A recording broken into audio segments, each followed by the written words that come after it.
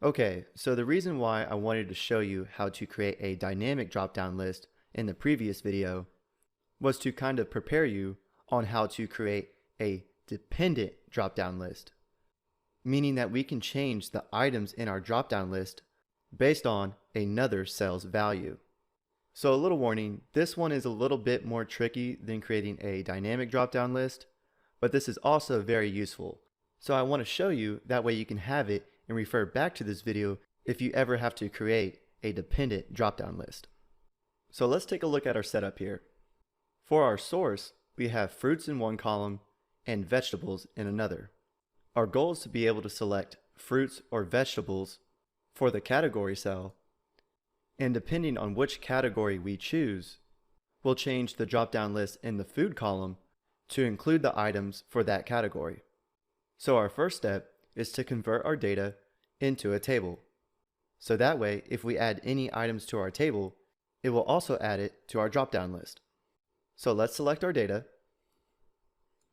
and then come up to the Insert tab and select Table. And check that my table has headers, and click OK. Now let's create a drop-down list for our category column.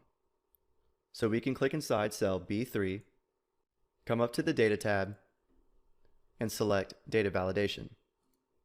Then we can select our drop-down and allow from a list.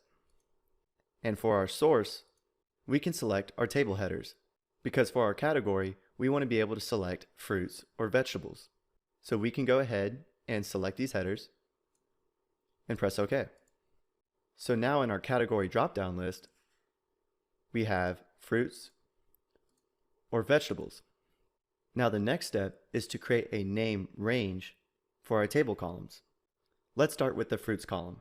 What we need to do is select all the cells within the fruits column, and then from here we can go up to the name box and type in a name, or we can go to the Formulas tab and select Define Name.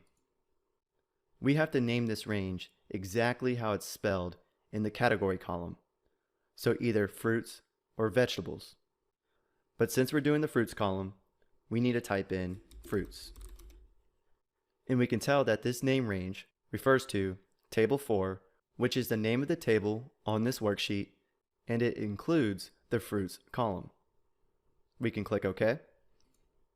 Now we have to do the same thing to the vegetables column. So we need to select all the cells in the vegetables column, come back up to the Formulas tab, and click Define Name. And remember, the name has to be an exact match to what's in our category column. And since we're in the vegetables column, we have to name it vegetables. And once again, we could see that it refers to Table 4 and includes the vegetables column. And then we can click OK. Now it's time to create a drop-down list for the food column. Now before we create this drop-down list, I do want to mention that we will be using a new function, which is called the indirect function. And what the indirect function does is that it accepts text values and evaluates them as cell references. Just as a quick example, I'm going to click in any blank cell on this worksheet. And then I'm going to insert the indirect function. So equals indirect. Now, like I said, the indirect function accepts text values and then evaluates them as cell references.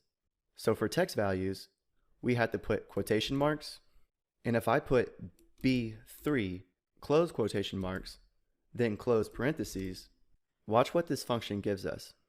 If I click enter, it gave us the value of vegetables. Well, now you might be thinking, why couldn't we just type in equals and then click cell B3 to get vegetables as well? Well, you got to remember, inside of our indirect function, we didn't just click cell B3. B3 was a text value, not a cell reference, because we put it in quotation marks. But the function evaluated that text value as a cell reference. Well, the power of the indirect function can map text to a named range.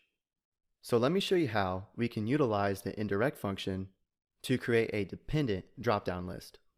And hopefully you can get a better understanding what the indirect function actually does. So I'm going to clear out these cells and then click the cell in the food column, come up to the Data tab, and select Data Validation. And then we can select our dropdown and then choose List. And now for our source, this is where we will use the indirect function. So let's type in the equal sign and then type in indirect, open parentheses, and then from here we can select cell B3 because the items in this list depend on what category we choose. And then we can close the parentheses. So I know this could be a little bit confusing, but basically using the indirect function in our source is allowing us to reference a named range. Now previously, when we created our first drop-down list, I showed you multiple options that we can use as our source. The first option was to manually type in the items, separating them by a comma, or we could select a range of cells within the workbook. And the last option was to create a named range for a group of cells and then use that name in our source. So that's basically what it's doing here. Right now, this source is telling us that it's equal to vegetables. And after we converted our range of cells to a table, we created a name range for each column. One was fruits and one was vegetables. So depending on what we choose in our category column, our source will change to either fruits or vegetables. So let's click OK and see it in action. So if we come up here in our drop-down list, currently the category is vegetables, so the items in our drop-down list are vegetables. We got avocado, bell pepper, carrot, corn, potato. Now if we change our category to fruits, now our dependent drop-down list has apple, banana, mango, pear, and pineapple, which are the values in the fruits column. And since that we have our range of cells converted into a table, if we add to this table, let's say for fruits we put grape, and for vegetables we put tomato. If we go back to our dependent drop-down list, now grape is added to the list. And if we change our category to vegetables, now tomato is added to the list. So that's how you can create a dependent drop-down list. I know it was kind of a lot, and it might take you a few times to actually get it down, but as you can see, this is a very powerful and dynamic functionality that you can add to your spreadsheets and increase your productivity.